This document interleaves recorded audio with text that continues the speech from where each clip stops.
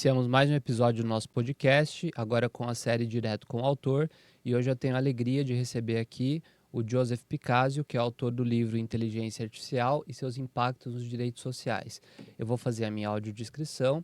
Eu sou o professor Cristiano, eu tenho cabelo preto, aproximadamente 1,79 m, pele parda, eu uso óculos e estou de camisa preta. Joseph, muito obrigado por aceitar o convite para debater aqui com a gente. Olá, professor Cristiano. É um prazer estar aqui hoje para falar sobre esse trabalho.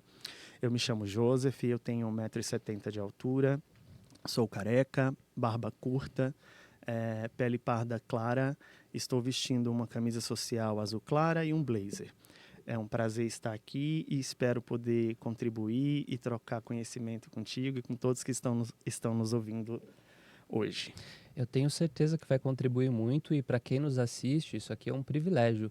O Joseph é autor do livro e hoje ele vai trazer aqui uma degustação do que é o livro dele para você, quando adquirir a obra, já conseguir acessar aqui o podcast e conseguir ter uma ideia de tudo que ele aborda no livro.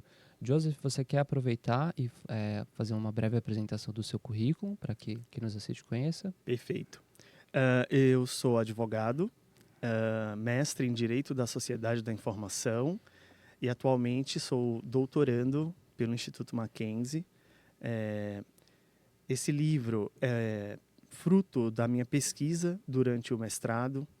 Eu sempre gostei muito da área de tecnologia, desde que iniciei a carreira jurídica, ainda na graduação, né? Quando apresentei o meu trabalho de conclusão de curso, eu já pesquisava tecnologia e o tema já foi versando sobre fake news. Então, o impacto Já das tinha fake news, aquela? já tinha fake news. Tinha nome de fake news? Já tinha nome de fake news. Tem algumas controvérsias a respeito do nome, né? Se deve-se usar fake news ou se é mais apropriado usar o termo desinformação, né? Mas já tinha fake news. As fake news elas surgiram mais ou menos no período em que as pessoas tiveram acesso de forma amplificada às tecnologias da informação. Então, o smartphone, as redes sociais, e as pessoas começaram a passar essas informações de forma não criteriosa, não investigando a fundo, né? Sim, grupo do Zap, A só sai informação. compartilhando. Isso. Depois ela evoluiu e aí veio o discurso de ódio, né? E hoje a gente está em um panorama bem complexo do qual ainda não há legislação. Mas voltando ao tema, no mestrado eu decidi trabalhar com a IA porque eu já pesquisava, fiz uma especialização antes, né, em LGPD, Lei Geral de Proteção de Dados, que é uma especialização binacional entre Bacana. a Faculdade do Ministério Público do Rio Grande do Sul e a Faculdade de Direito de Lisboa.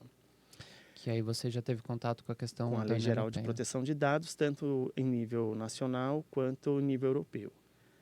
Conforme eu fui me aprofundando nos estudos de tecnologia, eu fui percebendo a necessidade da gente falar sobre a IA, né? E uma coisa que eu sempre digo para as pessoas, alunos, amigos, enfim, é que quando a gente fala sobre IA, a gente necessariamente precisa falar sobre proteção de dados, né? Porque uma coisa está ligada à outra. Para a gente fazer com que a IA que nós conhecemos hoje funcione de forma correta, ou que ela traga os seus resultados, ela é abastecida com dados, né? Então, os dados seria a matéria-prima de qualquer IA hoje existente. Não tem como, então, pesquisar e falar sobre IA sem trabalhar a questão dos dados. Se você vai fazer uma pesquisa mais completa, mais profunda, você precisa necessariamente pesquisar esses dados, porque ele vai estar relacionado, a não ser que você queira tratar a IA como uma ciência totalmente separada dos dados. Sim. E eu recomendo entender um pouco sobre dados para aí você passar para o estudo da IA para você ter uma visão mais completa, mais ampla. E como foi esse seu processo de escrita? Que você acordou e escreveu tudo num final de semana ou teve um pouco de dor? Teve ajuda de IA? Tive a ajuda dos meus 2 pets. Eu ficava escrevendo a madrugada inteira e eu tenho 2 cachorrinhos lindos e maravilhosos que ficavam comigo ali madrugada dentro. Qual o nome dos cachorrinhos? Romeu e Julieta, Olha, um casalzinho. legal. Né? Ficava comigo madrugada dentro, pesquisando.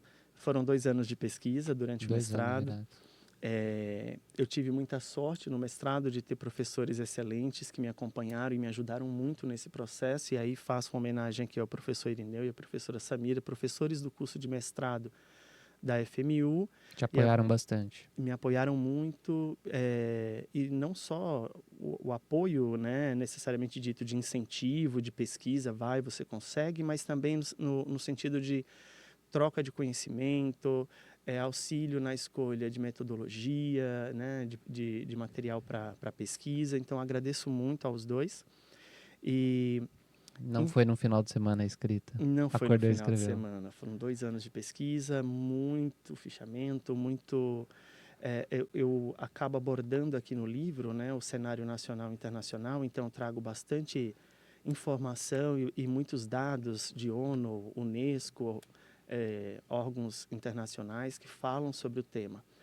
Mas uma das minhas maiores preocupações quando comecei a escrever esse livro seria uma linguagem que todos pudessem entender, né, que fosse acessível, no sentido de compreensão.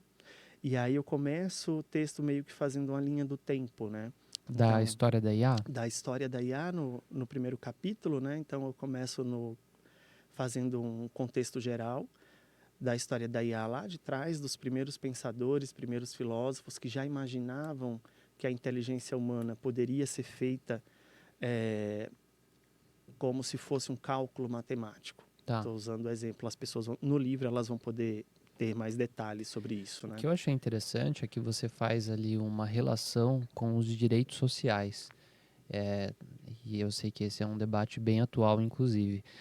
A minha pergunta, até para quem nos assiste, para quem está interessado no seu livro, primeiro, porque a gente acaba falando aqui IA e pensa que todos sabem o que é IA, né? O que seria a inteligência artificial, para quem vai ter um primeiro contato com o seu livro, e qual a diferença, porque eu vi que você faz uma diferença ali entre IA forte, IA fraca e superinteligência. Eu desconhecia esses conceitos antes de ler o seu livro. Você Certo. pode trazer para... Claro, claro.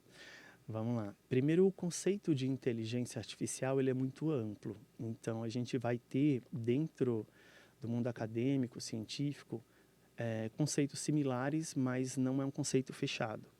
Então, a gente tem a ideia que uma inteligência artificial são máquinas inteligentes que são capazes de produzir resultados de forma precisa, né? A IA ela é uma ciência, então ela é um campo de estudo. E essa ciência, se a gente for remontar no tempo, ela vem aí desde a década de 60, onde foi cunhado o termo IA. Em 60 já? Década de 60, em um evento que houve nos Estados Unidos, um evento de verão, em Baltimore, salvo engano, onde vários cientistas, pesquisadores, aqui no livro eu trago mais detalhado o nome de cada um deles e como aconteceu, se reuniram em uma universidade, eles já pesquisavam, né, e foi cunhado o termo inteligência artificial. Desde então, vários países e a própria academia vem investindo e vem ampliando. Só que, como tudo na vida, você tem um processo evolutivo, né? A IA, para ela acontecer, a gente precisava chegar em um ponto onde as tecnologias atuais, e aí eu estou falando de computadores, estou falando de os dados, a qualidade dos dados, né, pudessem suportar.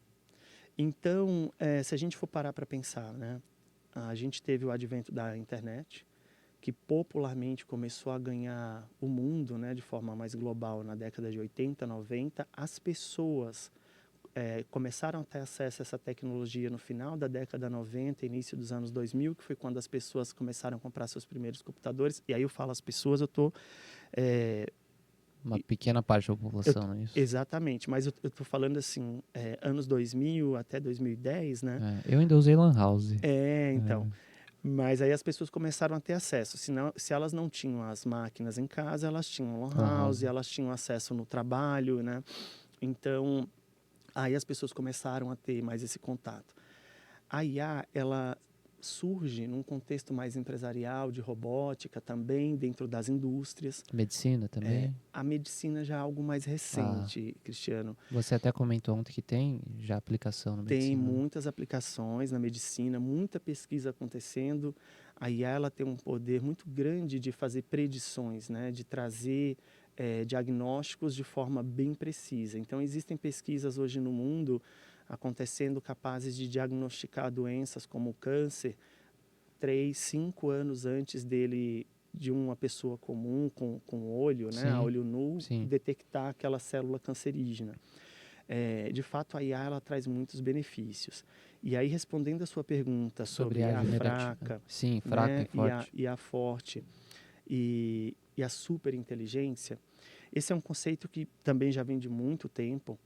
E aí eu vou tentar explicar para vocês com base nos estudos de Stuart Russo e Peter Novick. Né? São dois professores, dois estudiosos, cientistas que estudam esse tema há muito tempo, são referências mundiais nesse tema. Peter Novick foi aquela Bíblia que você me apresentou, que você deu, né? Exatamente, é um livro bem bacana que traz todos os conceitos, né, da IA. O livro dele se chama Inteligência Artificial, uma abordagem moderna. Salvo engano, a última edição que nós temos traduzida no Brasil é de 2022. E lá eles vão explicar tanto o contexto histórico como as principais aplicações da IA e o que se esperar dessa tecnologia, né? O conceito de IA fraca que eles apresentam é a IA que a gente usa hoje no nosso dia a dia, tá? O chat, por exemplo. O ChatGPT, por exemplo. A IA fraca, ela já é capaz de causar um grande impacto na sociedade. E aí, por que eu escolhi direitos sociais? Primeiro, porque é um tema muito caro para mim, os direitos sociais, porque eu acredito, e aí é uma visão que algumas pessoas divergem, outras concordam, mas assim, não há algo unânime, né? Que é o impacto da inteligência artificial na sociedade. Eu sou Em termos de muito... empregabilidade, talvez? Exatamente. Eu sou muito favorável à inteligência artificial, acho que ela tem muito mais benefícios do que riscos, tá? Mas como tudo na vida, a gente precisa tomar muito cuidado e a gente está falando de uma tecnologia extremamente potente e uma tecnologia que pode mudar a vida das pessoas, já vem mudando. Se a gente parar para pensar e fizer uma análise, hoje a IA fraca, que é a IA que a gente usa na Alexa, a IA que a gente usa nos nossos aplicativos, smartphones, Google, os GPS usam IA fraca, é a IA que a gente conhece hoje, tá?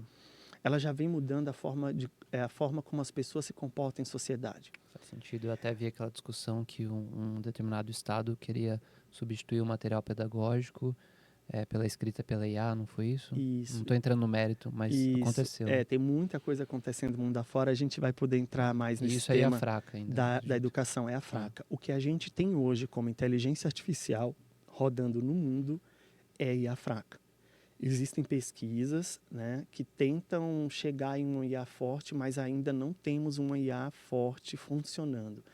E aí, só para fazer uma distinção, o que é uma IA fraca?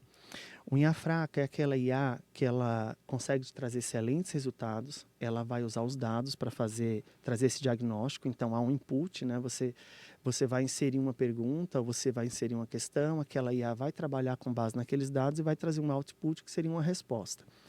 As IAs fracas, elas são especializadas e elas trabalham em um único objetivo. Então, cada tipo de IA, ela vai te trazer uma resposta diferente. Se eu estou usando um chat GPT, por exemplo, e eu estou precisando de um texto, aquela linguagem que aquela IA entende e ela trabalha, é uma linguagem que vai me produzir textos. Se eu estou usando uma IA que produz imagens, ela vai produzir imagens. Cada IA tem um objetivo. Quando a gente fala de uma IA forte, a gente está falando de uma IA que simula o comportamento humano quanto raciocínio, tá? Claro, a gente está falando de uma máquina e essa máquina não consegue demonstrar ou trabalhar com emoções humanas. Sim. Porque ela é lógica, ela é toda fundada com base na matemática, são algoritmos, né, que vai fazer esse trabalho. Então, para a gente chegar em uma IA forte, a gente precisa de um IA que faça várias finalidades e vários serviços diferentes. Então, é um IA que ela não vai me dar apenas uma resposta. Ela consegue, com base naqueles dados, me trazer um cenário muito mais amplo e muito próximo ou similar ao que um humano traria. Incrível isso. Isso aí é forte. Isso seria um IA forte. Hoje a gente tem IA fraca, que está caminhando para um IA forte, mas deixo claro, não temos ainda um IA forte funcionando a nível mundial, pelo menos que a gente tenha conhecimento, né? A IA fraca, ela tem vários níveis, tá? E aí a gente pode falar do machine learning, que é um IA que trabalha com os dados, vai te trazer resultados bem apurados, bem específicos, e a gente tem o Deep Learning dentro da IA fraca. Tá. O Deep Learning, ele trabalha com redes neurais.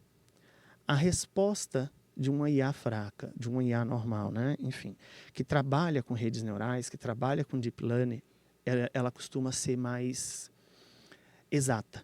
Ela traz uma acurácia maior. Então, ela costuma ser uma IA mais eficiente para aquele objetivo que ela é feita e destinada. Tudo indica que a evolução natural da IA, né, vai chegar em um IA forte, mas a gente ainda não chegou nesse ponto.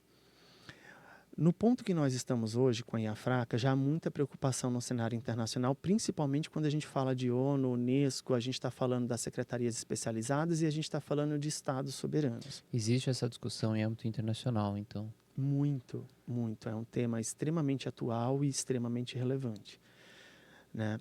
Porque se hoje a IA fraca já é capaz de mudar a nossa vida como conhecemos, hoje as pessoas se relacionam por aplicativos, Sim. hoje as pessoas compram por aplicativos, elas usam redes sociais, elas trabalham, né, e fazem videochamadas, muita gente trabalha home office. Todas essas aplicações, elas trabalham com inteligência artificial em um nível maior ou menor, todas trabalham com IA. Tá? Isso já vem mudando a forma como a sociedade se organiza e como a sociedade funciona. Se a gente falar de um IA forte, né, que pode trazer respostas e resultados iguais à mente humana ou similares à mente humana, mas num nível muito próximo, isso vai gerar muitos riscos. E aí eu vou tentar explicar para você. A IA forte, com base nos dados de entrada que ela recebe, ela consegue gerar resultados novos. É como se fosse um raciocínio humano. E esses resultados novos concluir, talvez. pode sair de controle.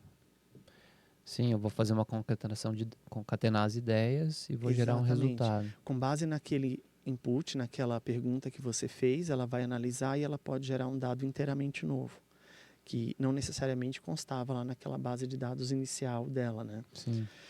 E o que acontece?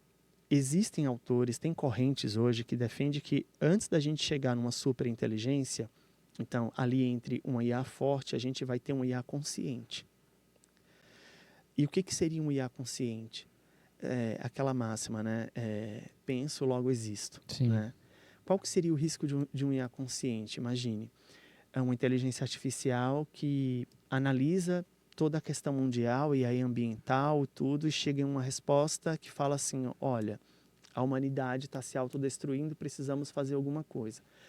Claro, existem parâmetros de segurança, eu não quero alarmar com isso.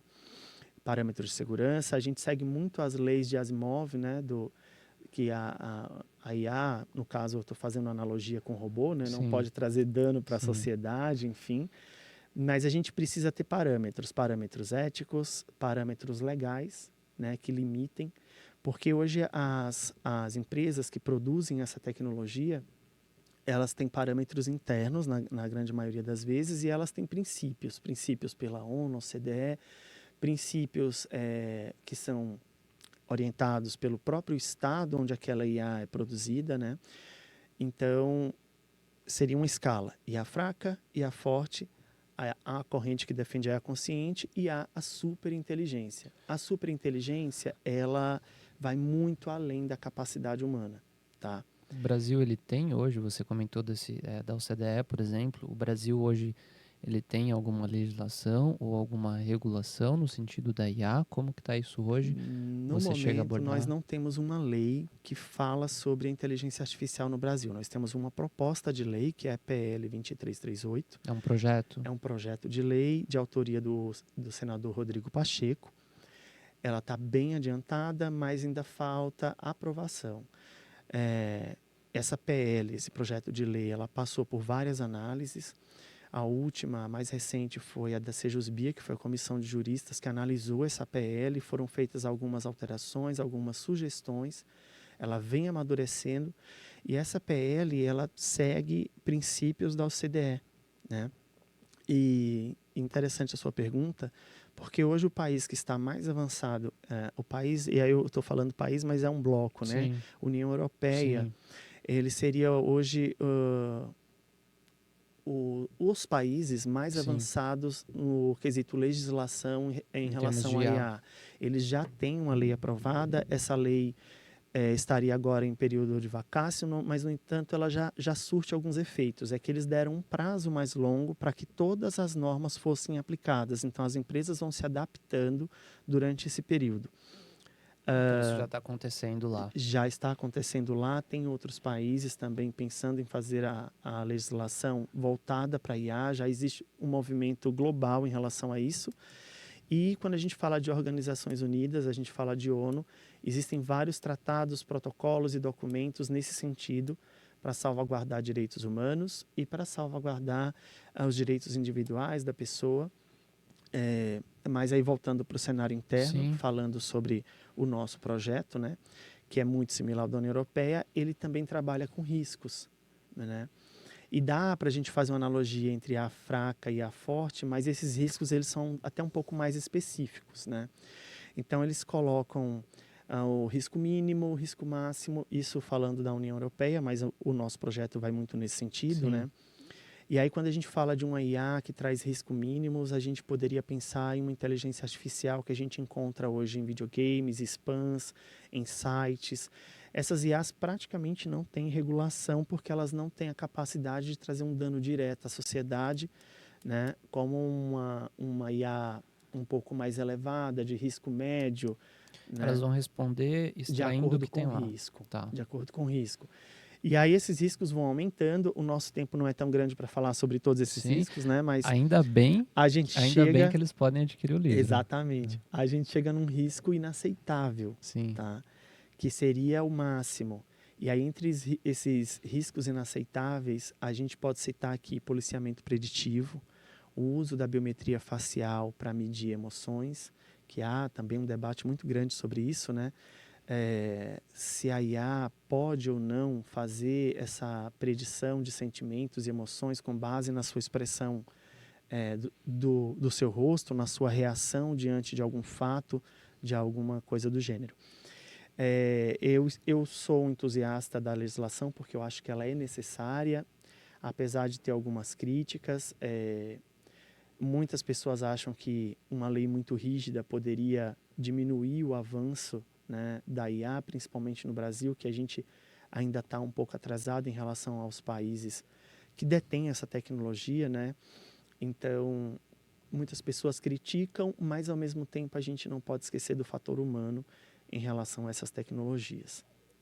Eu vou projetar aqui uma segunda imagem para você, para te trazer uma pergunta que é muito específica, porque no seu livro você fala aqui sobre os riscos da IA, especialmente a IA generativa.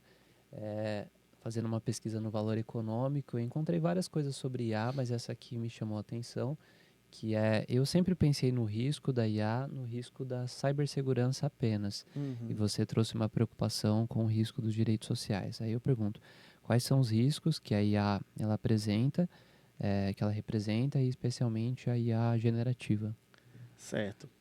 A IA generativa são as inteligências artificiais capazes de gerar resultados extremamente eficientes, né? Elas trabalham com um banco de dados muito grande e aí quando a gente relaciona a IA com cibersegurança, Sim, o que está em risco aqui e o ponto principal que a gente aborda são os dados sobretudo aqui gastos das empresas com das cibersegurança. empresas com segurança. O que vem acontecendo nos últimos tempos é que a gente tem visto que o valor do dado hoje, né? Hoje ele é a principal commodity a nível mundial no sentido de valor, né? Há vários comentários, várias pesquisas que falam que os dados hoje valem mais do que o próprio petróleo. Isso aconteceu em meados de 2021, Acho que saiu até 2022. numa revista, não foi Saiu, isso? saiu em vários noticiários e revistas. Uh, Quando a gente fala de empresas que trabalham com grande volume de dados e utilizam inteligência artificial, e aí pode ser empresas governamentais, bancos, instituições financeiras de Sim. modo geral, elas precisam, Hospitais. hospitais que trabalham com dados sensíveis, né? elas precisam investir em cibersegurança, porque a gente vem assistindo, né, e acompanhando nos últimos anos vários ataques a essas instituições, onde os hackers ou as pessoas que trabalham de forma... Tivemos até um do STJ, não foi isso? Tivemos, o que tem acontecido? Eles têm roubado esses dados, eles têm conseguido entrar dentro desse banco de dados, às vezes burlando algumas medidas de segurança, e tem acontecido um fenômeno que é o sequestro de dados. Então, a gente tem visto acontecer isso com muita frequência. Esse sequestro de dados normalmente acontece e os sequestradores, né, costumam pedir valores elevados, na maioria das vezes são bitcoins, porque Sim. você não consegue rastrear. Né? O gasto hoje em cibersegurança ele é fundamental. Né? Primeiro, para cumprir as leis sobre proteção geral de dados. Né? E a IA ela vem como uma aliada nesse sentido, porque existem hoje aplicações de IA que conseguem auxiliar na cibersegurança. Então, ela consegue avaliar riscos de forma mais precisa, se há alguma falha naquele meu banco de dados, se eu estou vulnerável, né, ela consegue fazer um diagnóstico mais preciso em relação a isso. Ela faz uma varredura e um diagnóstico. Exatamente. A cibersegurança ele é um espectro muito amplo. Então, eu citei aqui o exemplo do sequestro de dados, Sim. mas a gente tem também a questão do envenenamento de dados. O que seria o envenenamento de dados? O envenenamento de dados é quando você tem uma base de dados com qualidade, são dados que já foram analisados, esses dados já foram tratados, moderados, e ao longo do tempo daquele processo onde você está utilizando aqueles dados, são inseridos dados enviesados, dados manipulados.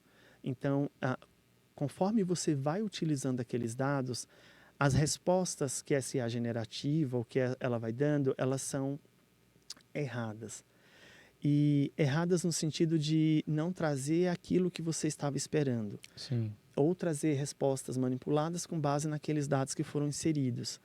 Isso pode acarretar um prejuízo enorme para aquele banco de dados, né? Porque ele teria que fazer todo aquele trabalho de filtragem quando é possível fazer. Fazendo analogia assim rápida, imagine o nosso computador quando a pessoa insere um vírus lá dentro. Né? E aí ela começa a manipular a tua máquina, ela começa a roubar dados do teu computador. Sim. O envenenamento de dados seria mais ou menos isso, fazendo uma analogia assim bem... você vai envenenando aqueles dados até chegar um momento que aqueles dados passam a não ser confiáveis ou você não consegue utilizá-lo da forma que deveria. Fora os riscos aí da cibersegurança, como... quais seriam esses riscos sociais que você trabalha aqui no livro? Os principais, porque direitos sociais são... Os direitos sociais são muitos, né? Eu escolhi aqui o artigo 6º da nossa Constituição. Os direitos sociais, trabalho, saúde, educação, previdência, transporte, a proteção da mulher e do menor, né? E também a renda... E aí tem a renda familiar a nível Brasil e a renda básica universal. Que é o nosso ponto de convergência. Exatamente. Né? Compartilhamos no mesmo objeto de estudo da Exatamente. Fazendo uma analogia, e aqui no livro, de forma muito neutra, eu trago pontos positivos e pontos negativos, mas acho que a palavra nem seria negativo, seria pontos de risco, pontos de atenção. Né? Sim. Quando a gente está falando, por exemplo, de saúde, que é um tema extremamente sensível, e a IA tem muitos benefícios a oferecer, a gente tem que pensar que essas tecnologias que estão sendo desenvolvidas hoje, elas têm que beneficiar o maior número de pessoas possíveis. Por quê? Se uma tecnologia com esse potencial, né, que pode mudar a humanidade, trazer inúmeros benefícios, não for usado a favor de todos, como a gente já viu ao longo da história, a gente vai aumentar ainda mais a desigualdade. Faz sentido. Desigualdade de acesso. Né? O diagnóstico de neoplasia recente pode salvar uma vida. Exatamente. A gente viu agora na pandemia de Covid o avanço tecnológico que nós tivemos em relação às vacinas, né? E cada vez mais essas tecnologias vão avançando. Quando a gente fala em conceitos éticos para a IA, é para que a IA não deixe ninguém para trás, né? Para que as pessoas possam ser inseridas. Todos possam participar dessa evolução da humanidade. Claro, em maior ou menor acesso, mas que todos estejam inseridos dentro desse contexto. Um tema muito delicado quando a gente fala de direitos sociais e IA é o tema do trabalho. Porque a gente sabe que a IA vai trazer um impacto muito grande em relação ao trabalho. Quando a gente teve o surgimento da internet lá atrás, muito se falou que a internet ia tirar postos de trabalho, né? Que a internet... E aí a gente pode usar uma analogia Sim. também, as pessoas que trabalhavam com datilografia, Eu usei, né? E viu? tudo. Eu fiz curso de Né? datilografia. E eu ainda cheguei a pegar mimeógrafo, né? Lá Sim, atrás, na escola. na escola, Aquele que vinha com cheirinho bom. cheirinho de álcool, exatamente. E a gente viu que a internet ela veio, a gente se adaptou muito bem, o humano se adapta muito bem às mudanças, né? Nós somos muito resilientes. Mas tem uma característica da IA que diferencia ela da internet em si, né? A internet, de fato, ela veio para auxiliar, tornar a comunicação mais rápida, mais eficiente. O mundo se globalizou de forma muito rápida, a informação chegou de forma instantânea e ela democratizou a informação. E aí fica para um outro podcast se isso foi para o bem ou para o mal, porque aí a gente vai entrar numa seara de fake news e desinformação, fica para outro dia. E o convite já foi feito. Mas o que acontece?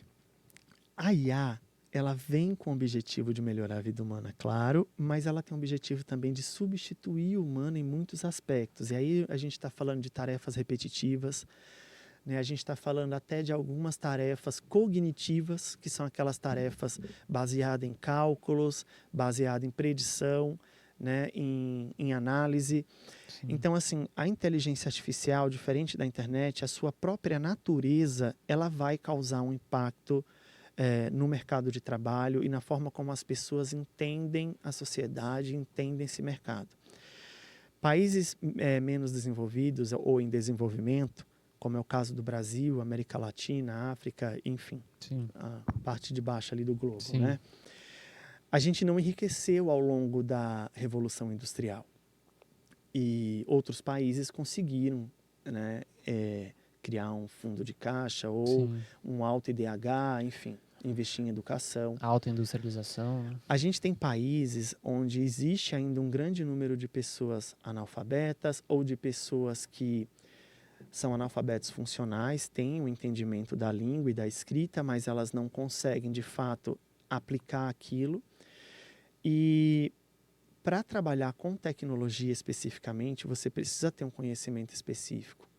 E eu não estou aqui falando que a culpa é da pessoa, porque cada contexto precisa de um olhar mais apurado. Sem dúvida. No caso do Brasil, a gente, nas últimas décadas, teve uma melhora em relação à educação, investimentos em educação, mas a gente tem uma parte da população, e essa população que está envelhecendo, né, porque o Brasil é um país que tende a envelhecer agora nas próximas décadas, a nossa pirâmide vai inverter, né?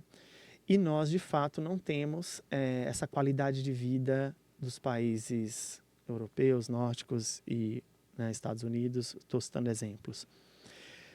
Parte da nossa população não pode ser absorvida pela IA, isso é um fato. Por mais que algumas pessoas não concordem, a gente for parar para pensar, hoje temos estudos na própria Embrapa que drones podem fazer a colheita de uvas, maçãs.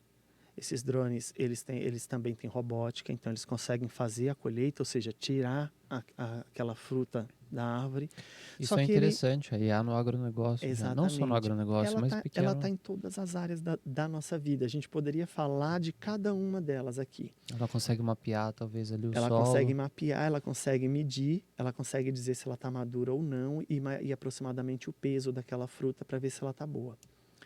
E aí, pensando no capital e não fazendo uma crítica direta, porque a gente precisa de uma economia forte até para sustentar, né, o nosso social, mas imagina, eu tenho vários robôs trabalhando para mim 24 horas, que eu não pago 13º, eu não pago férias, não existe nenhum tipo de reclamação, porque são máquinas. Sim. Né?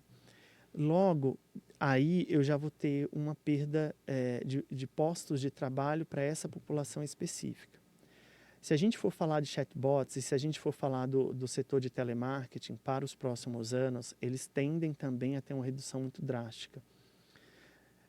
Então, assim, são vários postos de trabalho. A própria OpenAI, que é a desenvolvedora do ChatGPT, já lançou um relatório, inclusive eu trago aqui no meu livro, dos principais empregos, né, dos ramos de emprego que teriam impacto. Existem ramos de emprego que teriam impacto de 85%. Interessante isso, a própria empresa já apresentar isso. Sim. Existem grandes big techs que trabalham de forma mais ética e trazem relatórios e têm uma preocupação em relação a isso, porque uma coisa que eu penso e que eu venho falando, né, para a economia ser saudável, para a economia funcionar, ela precisa de um mercado e do consumidor comprando esses produtos. Sim, isso é condição de possibilidade. Exatamente. Então, é um ciclo. Se eu não tenho o comprador daquele produto, se eu não tenho o trabalhador, se eu não tenho condição de oferecer, né, aos cidadãos de determinado país, nação, enfim. Eu preciso de renda circulando. Exatamente. Então, há essa preocupação. E aí a gente entra naquele tema da Aí renda que você básica. faz a relação com a renda básica. Exatamente. Já existem vários estudos no mundo, já foi, enfim, alguns planos pilotos, por assim dizer, né? Alguns países já tentaram para ver como funciona. E eu costumo dizer que não é se, mas quando, né? A gente já até conversou ontem da experiência de Maricá, que fica para um outro episódio. Exatamente. Parece meio utópico, às vezes, falar de uma renda básica universal, né? Mas a renda básica universal ela precisa garantir a dignidade mínima e vital de todas as pessoas. Em um mundo onde as máquinas podem oferecer qualidade de vida, onde as máquinas podem executar trabalhos penosos, cansativos, e sabendo que, no contexto que nós vivemos hoje, grande parte da população mundial não poderá ser absorvida por essas tecnologias, nós precisamos debater esse tema e nós precisamos desenvolver políticas públicas a nível nacional, a nível mundial, né, para que a gente garanta essa dignidade. E quando a gente fala de renda básica universal, muitas pessoas pensam, não, mas eu trabalho, eu vou sustentar o cara que não está trabalhando. A renda básica universal, como o próprio nome diz, ela é universal, ou seja, todas as pessoas teriam direito. Sim. Para falar sobre sustentabilidade de uma renda básica universal, é necessário muitos planos, projetos, cálculos, discussões orçamentárias, saber de onde vai sair esse dinheiro para sustentar essa renda básica universal. Né? Mas a discussão tem que acontecer, né? Exatamente. Né? Até porque a situação da Covid, que você comentou comigo, falou, olha, a Covid já deu uma amostra grátis do caos. do caos que pode ser. Né? A gente está vivendo um momento de transformação social e tecnológica sem precedentes. Né? A forma como a IA tem impactado a nossa vida, se a gente for parar para fazer uma analogia, a gente teve acesso a Siri em meados de 2011, depois OK Google, Alexa, todos os chatbots que a gente conhece hoje. Inclusive, você falou, já gerou uma pesquisa aqui, você acredita? Né? Olha. Para você ver como elas estão atentas, né, às tecnologias. Então, e cada vez mais, tá? Hoje a gente já tem as casas inteligentes, internet das coisas, é tudo conectado, a nossa vida está conectada. É um horror. Tem... Eu digo, para o cansaço. Aí a gente entra na seara da sociedade do cansaço. Tem os benefícios, mas a gente tem que tomar muito cuidado no equilíbrio da vida pessoal e no equilíbrio das tecnologias, né?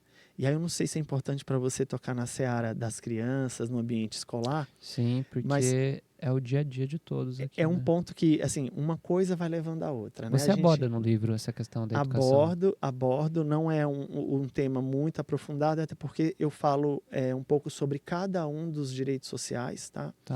Então eu tenho que passar por cada um deles. É um trabalho que eu pretendo evoluir no futuro, trazer ainda mais corpo para ele, mais dados, mais informações, porque a IA não para. Então, a cada ano obra viva. Surge mais informações.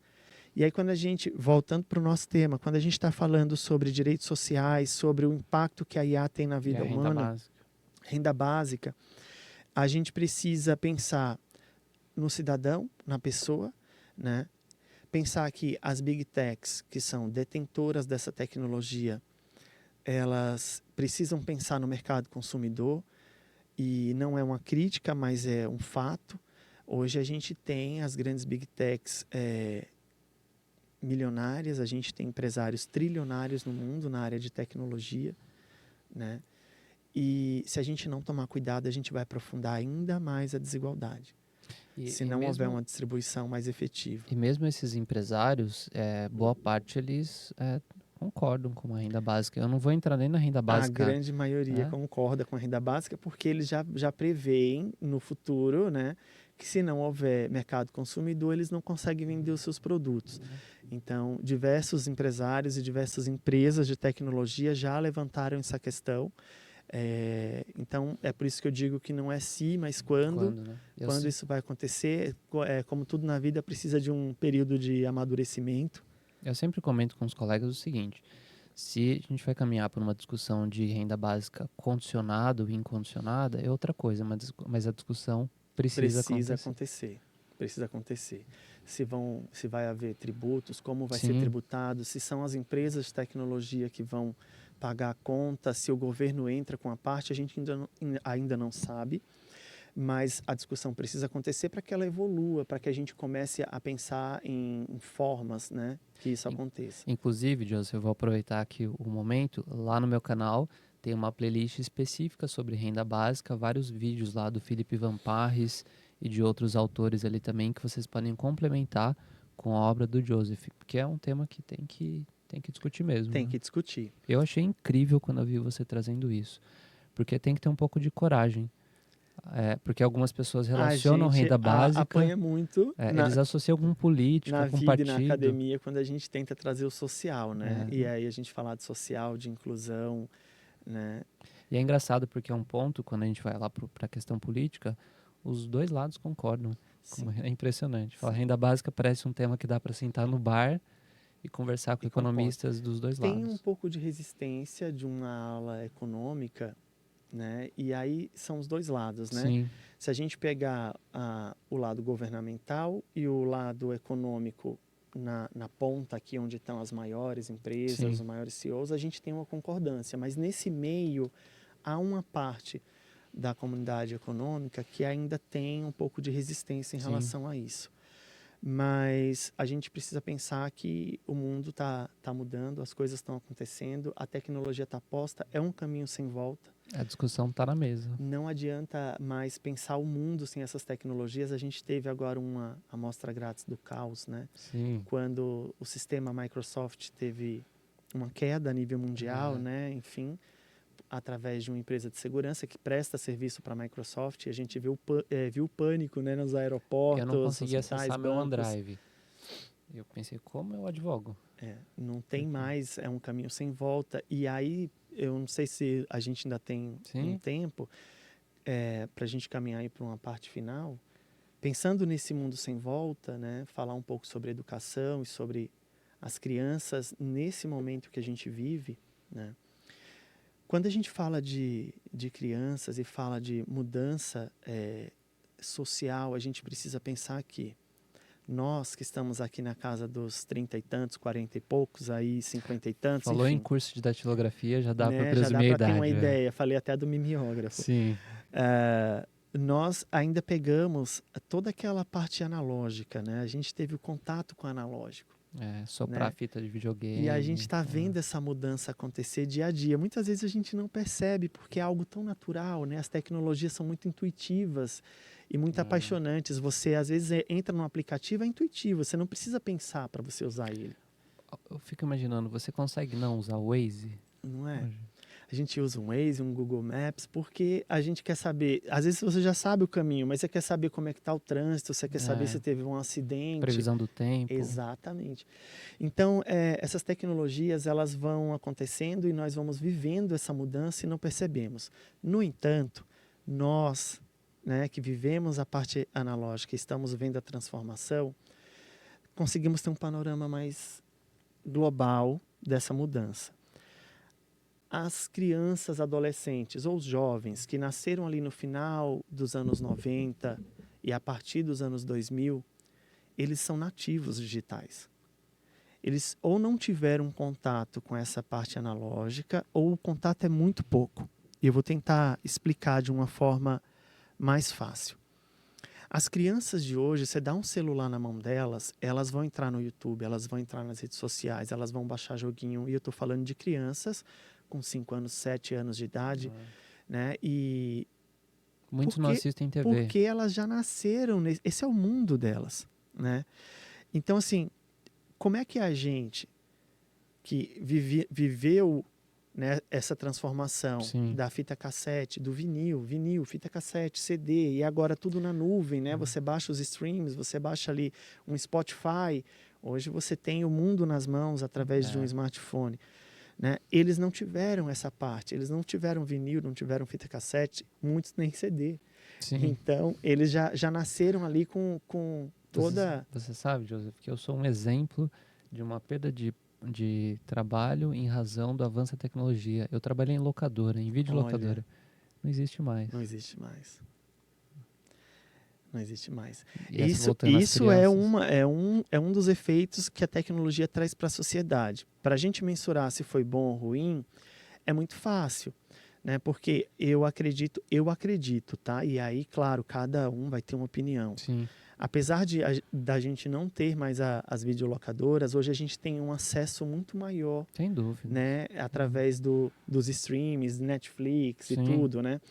Claro, existe um saudosismo Sim. por nossa parte, né? Da época que a gente ia lá, papo. batia um papo, tinha que rebobinar a fita, né? Senão leva multa. Depois veio o DVD, etc. E as crianças não tiveram isso mesmo. Não tiveram isso. Como é que você vai falar para uma criança ou um adolescente que já nasceu nesse mundo digital que ela não pode usar aquele aparelho em determinado momento do dia ou em determinado trabalho ou algo que ela estava fazendo? Isso faz parte do mundo dela. Isso faz parte do mundo dela. Ela enxerga o mundo dessa forma. Veja, eu não quero aqui fazer um discurso que a gente tem que liberar geral e as crianças vão ficar o dia inteiro no telefone. Não, não é isso. Tem de haver um equilíbrio. Sim. Né? Nós, humanos, precisamos socializar. Nós precisamos ter contato com outros humanos, com a natureza. A nossa biologia pede isso, né? Essa convivência em comunidade. Mas eu penso o seguinte, esse é o mundo delas, certo? Elas provavelmente vão trabalhar nesse mundo, elas vão consumir nesse mundo, vão se relacionar através desse mundo. O ideal, claro, é que essa tecnologia seja um meio e não um fim, tá? Que a gente nunca perca a experiência humana. Mas você pegar eu vou citar um exemplo, tá? Uma criança de 9, 10 anos e falar assim, não vou dar um celular porque ainda é muito cedo para ele ter um celular, vou deixar para dar quando ele fizer 14, 12 anos de idade, porque é muito cedo. Só que quando aquela criança está ali fazendo bagunça ou fazendo barulho, a mãe ou o pai fala, tá, menino, vai assistir um vídeo ou vai jogar um joguinho. Aí dá o celular na mão daquela criança. Sim, é o cala-boca. Né? Para aquela criança ficar ali distraída, brincando com aquele aparelho. Só que veja, hoje a grande maioria dos smartphones, elas já trabalham com IA. Então, ela tem um perfil do usuário, ela sabe mais ou menos as tuas predileções. Ela sabe o que você gosta de ouvir, o que você gosta de ver e etc. Ela não sabe, na hora que a criança pega o telefone na mão, que ali é uma criança. Tá? Para o dispositivo, é o usuário que está usando. A probabilidade dessa criança ter acesso a conteúdos que são destinados para um adulto é muito maior do que se a criança tivesse o aparelho dela e os pais fizessem uma curadoria mínima, que é um zelo, um cuidado. Você comentou comigo que parece que tem até aplicativos, ou eu entendi errado? Tem, a maioria dos aplicativos hoje, você consegue fazer essa curadoria. Então, você consegue limitar o acesso da criança aos aplicativos. Tem o YouTube Kids. O YouTube Kids, as próprias redes sociais hoje, você consegue fazer essa filtragem e os pais também conseguem fazer um acompanhamento dessa vida digital até o momento que esse jovem, essa criança ou adolescente consiga, né, de fato, tenha a experiência e consiga manipular da forma correta, que é o que a gente espera. Sim, tem que ter um cuidado maior. Mas... Então, eu costumo dizer que não adianta você impedir esse acesso. Esse acesso é deles, é do mundo deles, faz parte da natureza do ambiente que eles nasceram e estão se desenvolvendo. Então, mais vale você ter um acompanhamento e você deixar com que isso se desenvolva de forma saudável, claro, limitando e dando experiências para essa criança. Tem a hora de jogar bola, tem a hora de brincar, né, de interagir com as demais crianças. O MEC agora está trabalhando em um projeto, né, para proibir o uso dos smartphones em sala de aula. E aí, dependendo do contexto, pode ser positivo e dependendo do contexto, não. Concordo com E aí você. eu vou explicar para você. Como é que a gente vai impedir as crianças e os adolescentes de usar essa tecnologia na sala de aula se é essa tecnologia que eles vão usar no mercado de trabalho? É algo para a gente pensar. Inclusive para acesso à educação. Exatamente. Então é algo que a gente precisa pensar. Precisamos de uma IA na sala de aula? Sim, mas uma IA que jamais substitua a figura do professor. Sem dúvida. Porque nós humanos precisamos do contato com o humano. Essa ferramenta, aí repito, ela tem que ser um meio e nunca o fim. Ela tem que ser uma forma de auxiliar, mas ela não pode impedir o raciocínio crítico. Ela não pode impedir que a criança se desenvolva cognitivamente. Então, em vez de criar uma norma proibitiva, nós deveríamos estar discutindo aqui agora uma norma orientativa e preparar a educação, preparar as escolas, preparar as faculdades, etc., para absorver essa tecnologia de uma forma segura, ética e de uma forma que isso traga benefícios futuros. Talvez se complementando, assim como a gente está fazendo aqui. Se complementando. Você tem acesso ao livro físico, mas também tem essa abertura da obra por meio do digital. Exatamente. E aí, quando a gente fala de Brasil, né, Cristiano, a gente precisa lembrar que alguns anos atrás, na própria pandemia, a gente viu o nível de desigualdade que a gente tem. Sim. Né?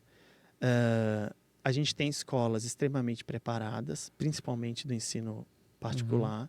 Algumas escolas públicas que têm um nível um pouco melhor, mas existem muitas escolas que não estão preparadas para essa mudança.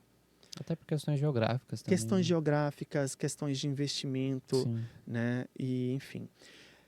A gente precisa evoluir enquanto país. A gente não pode pensar que o Brasil é aqui, é São Paulo, que o Brasil é o Sul. Grande que o ABC. Brasil... Exatamente. O Brasil é muito amplo. Grande São Paulo, perdão. E para a gente evoluir enquanto país, a gente tem que embarcar todo mundo, né, no mundo de tecnologia.